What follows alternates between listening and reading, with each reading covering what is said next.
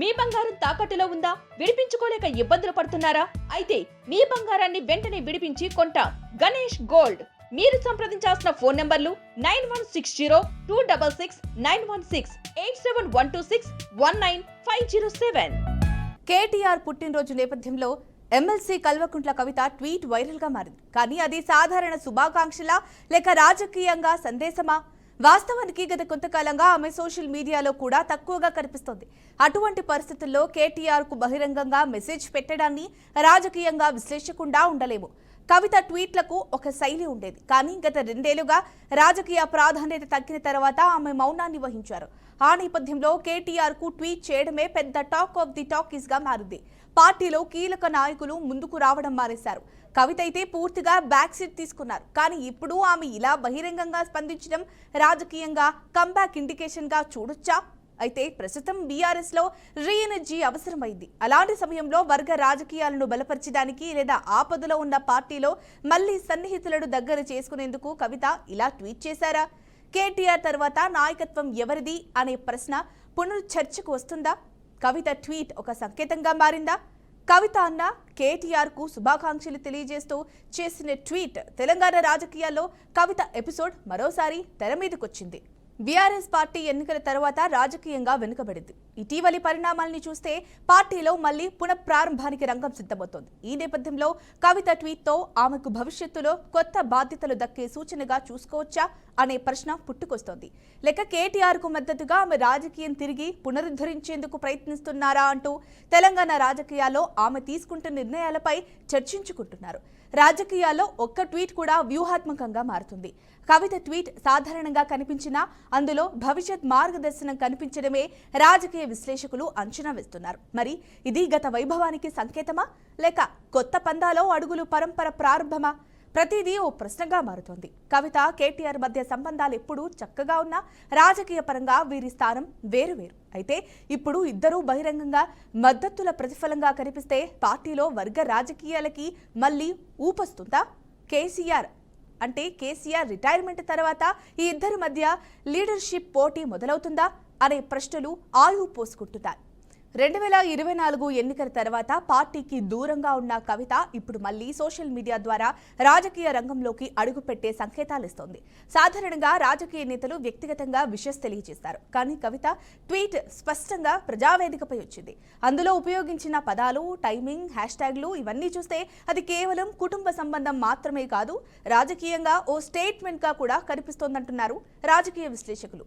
BRS బలహీనపడిన సమయంలో పార్టీకి సంబంధించి ఎవరైనా స్పందిస్తే దానిని ప్రజల్లో పునశ్చేతన కలిగించే ప్రయత్నంగా చూస్తారు. కవిత ట్వీట్ కూడా అదే కోవలో వస్తుందా? పార్టీని మళ్లీ గాడిలో పెట్టే ప్రయత్నమా లేదా పునర్వ్యవస్థీకరణలో తన స్థానం నిలబెట్టుకునే ప్రయత్నమా అనే అనుమానాలు కూడా వ్యక్తమవుతున్నాయి. ఈ ట్వీట్ అంతా ఆమె స్వంత నిర్ణయమా లేక పార్టీ అధినేత కేసీఆర్ ఆశీస్సుల తర్వాత తీసుకున్న స్టెప్పా? ఎందుకంటే గత నెలల్లో పార్టీ లోపల ఎవరూ ఆమెకు బహిరంగ మద్దతుగా లేరు. మరి ఇప్పుడు వస్తున్న ఈ ట్వీట్ వెనుక ఉన్న ప్రేరణ ఎవరిది? కేసీఆర్ వ్యూహమా లేక కవిత స్వంత పోరాట ప్రారంభమా అనే ప్రశ్నలు కూడా పుట్టుకొస్తున్నాయి. మరి ఈ ట్వీట్ తీయగా మారి విభేదాలు తొలగి అన్నా చెల్లి ఒక్కటవుతారా లేదా నీ దారి నీది నా దారి నాది అంటారా అన్నది వేచి చూడాలి. ఇక దీనికి సంబంధించి మనతో పాటు చర్చించడానికి ఉన్నారు ఇవాళ అనలిస్ట్ మన్నం కోటేశ్వరరావు గారు. మరి కోటేశ్వరరావు గారితో మాట్లాడదాం. నమస్కారం అండి. నమస్తే అండి. ఇప్పుడు ట్వీట్ అయితే కొత్త రచ్చలేపుతోంది. మరి కవిత ట్వీట్ నిజంగానే సాధారణ శుభాకాంక్షలైనా లేక పార్టీ రాజకీయాల్లో మళ్ళీ ప్రవేశానికి తొలి అడుగ్గా అనుకోవచ్చా? కల్వకుంట్ల కవిత అదే విధంగా కేటీఆర్ మధ్య ఉన్న విభేదాలు లేదా ఈ విభేదాల పట్ల కేసీఆర్ వైఖరి అనేటువంటిది గత కొద్ది నెలలుగా చర్చలు జరుగుతున్నటువంటి అంశం తెలిసింది. వాటిని మొత్తంగా చూసినప్పుడు ఈ ట్వీట్కి పెద్ద ప్రాధాన్యత లేదు అనేది నా అభిప్రాయం. ఎందుకు అంటే నిజంగా వాళ్ళ మధ్య సంబంధాలు మళ్ళా పునరుద్ధరణకి లేకపోతే సత్సంబంధాల ఏర్పాటుకు గనక వాళ్ళు సిద్ధపడి ఉంటే, అంటే కేటీఆర్ కానీ కేసీఆర్ కానీ సిద్ధపడి ఉంటే పరిణామాలను చూసినప్పుడు అటువంటి ధోరణి ఎక్కడ మనకి కనపడలేదు. మన కాళేశ్వరం కమిషన్ ముందు కేసీఆర్ మాట్లాడటానికి వచ్చే సమయంలో ఆమె ఆయన ఇంటికి వెళ్ళి కూడా ఆయన పలకరిస్తే ఎడముఖం పెడముఖంగా మాట్లాడకుండా పక్కన పెట్టేసినటువంటి దృశ్యాన్ని మనం చూసాం. ఆ తర్వాత జరిగినటువంటి పరిణామాల్లో కవిత మీద అవాంఛనీయమైనటువంటి కామెంట్స్ చేసినటువంటి తీన్మార్ మల్లన్న వ్యవహారంలో పార్టీ ఏ విధంగా వ్యవహరించిందో కవిత గారి స్వయంగా చెప్పినటువంటిది కూడా చూసాం. మరి అటువంటప్పుడు ఒక పార్టీ తరఫున అధినేతగా ఉన్నటువంటి కేసీఆర్ కానీ, లేదా కార్యనిర్వాహక అధ్యక్షుడిగా ఉన్నటువంటి కేటీఆర్ కానీ, లేదా ఇతర ముఖ్యులు కానీ కవితకు మద్దతుగా లేదా తీన్మార్ మల్లన్నను చర్యను ఖండిస్తూ ఎక్కడా ఎలాంటి చర్యలు కూడా లేవు. ఆ తర్వాత జరిగినటువంటి ఇప్పుడు ట్వీట్, అందుకని వీటన్నిటినీ చూసినప్పుడు ఆమెను పక్కన పెట్టారు, ఆమె ఏదో మాట్లాడుతుంది లేదా ఏదో కామెంట్స్ చేస్తుంది, వదిలేద్దాం, ఆమెకు ప్రాధాన్యత ఇవ్వాల్సినటువంటి అవసరం లేదు అనేటువంటి అభిప్రాయం బీఆర్ఎస్ పార్టీలో ముఖ్యంగా కేసీఆర్ లో కనిపిస్తున్నట్టు మనకి అర్థమవుతాం. ఎందుకు అంటే కేటీఆర్ విదేశాలకు వెళ్ళొచ్చిన తర్వాత లేఖలు, తండ్రికి తాను రాసినటువంటి లేఖలు బహిర్గతం కావటం గురించి చర్చిస్తారు లేకపోతే చెప్తారు అనేటువంటి వార్తలు వచ్చాయి. అటువంటిది ఏమీ జరగలేదు. తర్వాత అసలు దాని గురించి అసలు ఏమీ అటువంటి లేఖలే లేనట్లు, అవి బహిర్గతం కానట్లు, అది ఒక సమస్య కానట్లుగా నాయకత్వం వ్యవహరిస్తున్న తీరు మనం చూసాం. అందుకని ఇప్పుడు ఆమె ఏ ఉద్దేశంతో పెట్టినప్పటికీ, ఒక సోదరుడు అనేటువంటి ఉద్దేశంతో పెట్టి ఉండొచ్చు, లేకపోయేట్లయితే మళ్ళా ఏదైనా అవకాశం ఉండేట్లయితే తనని దగ్గరకు తీసుకోవాలనేటువంటి ఉద్దేశంతో కూడా పెట్టి ఉండొచ్చు. ఎందుకంటే రాజకీయాల్లో ఏది అసాధ్యం కాదు, దేనికైనా కానీ అవకాశం ఉంటుందనేది మనం గమనించాలి. కానీ బీఆర్ఎస్ నాయకత్వం ధోరణి చూస్తే మాత్రం ఆమెను తిరిగి దగ్గరకు తీసుకొని ఆమెకు మళ్ళా పెద్దపీట వేసేటువంటి ధోరణులు అయితే ఇంతవరకు రాలేదు. ఈ ట్వీట్ తర్వాత కూడా మళ్ళా అలాంటి పరిణామం ఉంటుందని నేనైతే అనుకోవట్లేదు. Right sir. మరి 2024 తర్వాత పూర్తి రాజకీయ నిశ్శబ్దంలోకి వెళ్లిన కవిత ఇప్పుడు మరి ట్విట్టర్ వేదికగా మళ్ళీ ప్రత్యక్షం కావడం, పార్టీలో మళ్ళీ స్థానం సంపాదించాలనే వ్యూహమా అని కూడా కొంతమంది అంటున్నారు. మరి దీనిపై ఏమంటారు? ఆమె పూర్తిగా ఏమి మౌనంగా ఏమి ఉండటం లేదు. సందర్భం వచ్చినప్పుడల్లా ఆమె కామెంట్స్ చేస్తూ ఉన్నారు. ఒక ఛానల్ కి ప్రత్యేకంగా ఇచ్చినటువంటి ఇంటర్వ్యూ అనేటువంటిది మనం చూసాం. అందుకని ఎక్కడ అయితే ఆమెకు రాజకీయంగా తాను ఇంకా బీఆర్ఎస్ లోనే ఉన్నానని ఆమె చెప్పుకుంటున్నారు. రెండవది జాగృతి సంస్థ నిర్వాహకురాలుగా ఉన్నారు. ఆ జాగృతి సంస్థకు సంబంధించి లేదా పార్టీలో ఉన్నటువంటి ఆమె ప్రాధాన్యతను ఒక్కొక్కటి మెల్లగా తగ్గిస్తూ ఉంటే దాని గురించి కూడా ఆమె పెద్దగా మాట్లాడట్లేదు. అందువలన ఒక మౌనం రాజ్యం వెళ్తోంది అన్నట్టుగా ఎవరి గేమ్ వాళ్ళు ఆడుతున్నారనేది నాకైతే అనిపిస్తూ ఉంది. అందుకని ఆమె సందర్భం వచ్చినప్పుడల్లా కామెంట్స్ చేయడం, ఆ కామెంట్స్ కూడా నెగిటివ్ గా ఉండటం అనేది మనం చూస్తున్నాం. అందువలన ఇప్పుడు ఆకస్మికంగా ఏదో కేటీఆర్ మారి మనసు పుచ్చుకొని తిరిగి కవిత గారిని అందలం ఎక్కిస్తారు అని అనుకుంటే భ్రమ. ఎందుకు అంటే కేటీఆర్ అయినా లేదా కేసీఆర్ అయినా కానీ ఒక భూస్వామిక సమాజానికి చెందినటువంటి ప్రతినిధులుగా ఉన్నారు. అటువంటి వాళ్ళు, పురుషాధిక్య వ్యవస్థకు చెందినటువంటి వాళ్ళు, ఒక మహిళ అయినటువంటి సొంత కూతురు కావచ్చు లేదా సొంత సోదరి కావచ్చు, అయినప్పటికీ ఆమె మహిళ, ఆ భావజాలానికి లోనైనటువంటి వాళ్ళు ఒకసారి పక్కన పెట్టిన తర్వాత లేదా ఒకసారి తమకు హాని కలిగిస్తున్నారు అని అనుకున్న తర్వాత తిరిగి దగ్గరకు తీసుకోవడం అనేటువంటిది ఉండే అవకాశాలు చాలా పరిమితం. ఇప్పుడు బహుశా కవిత గారు ఇంకా ఆ బీఆర్ఎస్ నుంచి దూరం అయ్యేటువంటి క్రమంలోనే ఉన్నారు తప్ప దగ్గరకు చేరేటువంటి అవకాశాలు అయితే ఉన్నట్టు కనిపించడం లేదు. Right sir. మరి ఇంతకు ముందు లెటర్తో ఒక చిన్నపాటి వివాదమే జరిగింది. మరి ప్రజెంట్ ఈ ట్వీట్ తర్వాత కవిత వ్యక్తిగత నిర్ణయమా ఇది, లేకపోతే కేసీఆర్ ద్వారా వచ్చిన వ్యూహాత్మక ప్లాన్ లో భాగమా అని కూడా కొంతమంది అనుకుంటున్నారు సార్. మరి దీనిపై ఏమంటారు? ఇప్పుడు రాజకీయాల గురించి ఎవరైనా ఏమైనా అనుకోవచ్చు. ఇవాళ కవిత గారు ఉన్నటువంటి పొజిషన్ లో లేదా ఆమె గతంలో మీడియాలో వచ్చినటువంటి పేరు కావచ్చు, లేదా వాటన్నిటి రీత్యా ఆమె ఇచ్చినటువంటి ట్వీట్ వైరల్ కావటం అనేటువంటిది పెద్ద విశేషమేం కాదు. అది నెగిటివ్ గాను వైరల్ కావచ్చు, లేదా పాజిటివ్ గాను వైరల్ కావచ్చు. అధినాయకులు ఎట్లా స్పందిస్తున్నారు అనేటువంటిదే సమస్య. ఇప్పటికీ ఆమె విసిరినటువంటి సవాల్, రాజకీయ సవాల్, బీజేపీ తోటి వాళ్ళు దగ్గర అవుతున్నారు.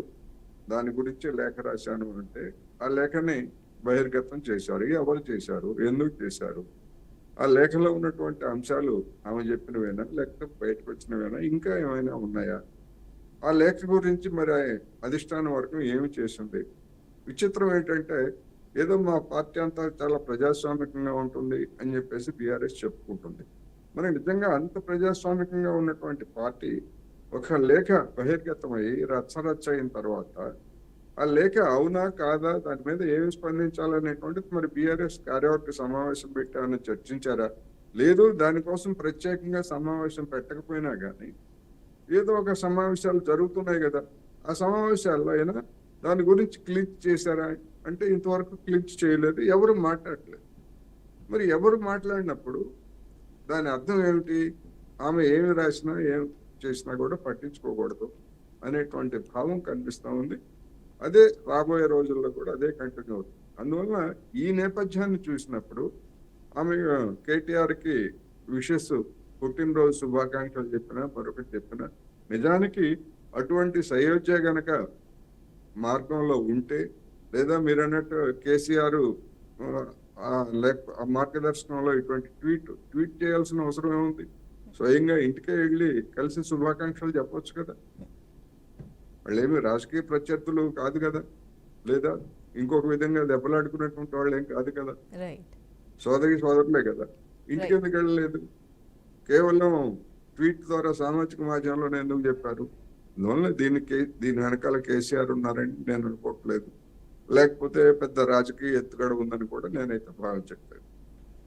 రైట్ సార్, మరి ఇప్పుడు కేటీఆర్ తర్వాత నాయకత్వానికి బరిలోకి దిగేందుకు కవిత సిద్ధమవుతున్నారనే ప్రశ్న కూడా ఉంది. లేకపోతే కేటీఆర్తో చేతులు కలిపే ప్రయత్నమా అనే వాదన కూడా వినిపిస్తుంది సార్. మరి ఇందులో ఏది నిజమంటారు? ఇవాళ ఉన్నటువంటి పరిస్థితుల్లో అసలు ఆమెతో మాట్లాడటానికి కానీ, ఆమె నిర్వహించేటువంటి సమావేశాలకు కానీ బీఆర్ఎస్ లో ఉన్నటువంటి ప్రముఖులు ఎవరు ముందుకు వచ్చేటువంటి ధైర్యం చేయట్లేదు.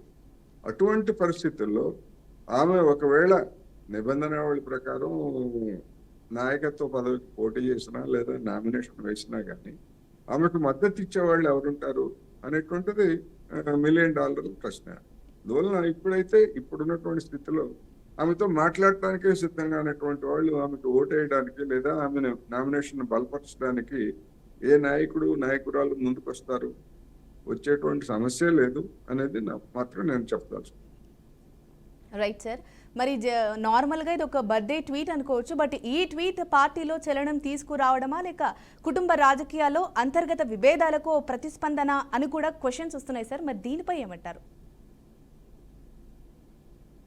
ఆమె అంతకుముందు లేఖ గురించి, లేఖలో బీజేపీతో సంబంధాల గురించి చేసినటువంటి దానికంటే ఇదేమి పెద్ద సంచలనం అయింది కాదు.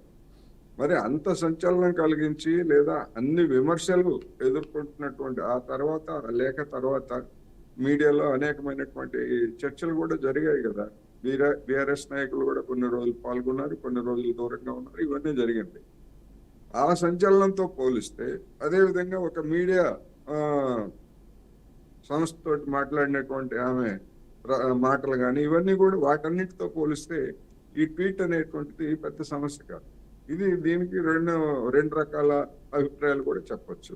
అందువలన ఇంతకంటే నెగిటివ్ గా మాట్లాడినటువంటి వాటికే స్పందించినటువంటి వాళ్ళు ఈ పాజిటివ్ గా చేసినటువంటి ఈ ట్వీట్ ని అసలు పరిగణనలో కూడా తీసుకుంటారా లేదా అనేటువంటి సమస్య. అందుకని ఇది ఒక చిన్న ఈ ఉదంతం అనేటువంటిది ఒక టీ కప్ లో తుఫాన్ లాగా, అంటే వైరల్ కావడం అనేటువంటి ఒక టీ కప్ లో తుఫాన్ తప్ప అంతకు మించి దీనికి పెద్ద ప్రాధాన్యత ఉంటుందని కూడా నేనైతే అనుకోవట్లేదు. రైట్ సార్, మరి ప్రస్తుతం అయితే మరి బీఆర్ఎస్ తిరిగి రీబిల్డింగ్ టైంలో ఉంది. మరి ఈ ప్రజెంట్ ఈ సిచ్యువేషన్ లో ఈ ట్వీట్ ద్వారా ఇదొక కంపాక్ట్ కాల్ గా అనుకోవచ్చా మనం? ఈ ట్వీట్ ద్వారా బీఆర్ఎస్ పునరుద్ధరణ లేకపోతే పునర్వైభవం పేరేదన్నా కావచ్చు. ఆ పునర్వైభవానికి ఈ ట్వీట్ కి ఎలాంటి సంబంధము లేదు. బీఆర్ఎస్ పునర్వైభవం రావాలంటే దానికి తగినటువంటి వాతావరణం తెలంగాణలో ఉండాలి. తెలంగాణలో ఉండాలి అంటే రేవంత్ రెడ్డి సర్కారు పూర్తిగా వైఫల్యం చెందాలి.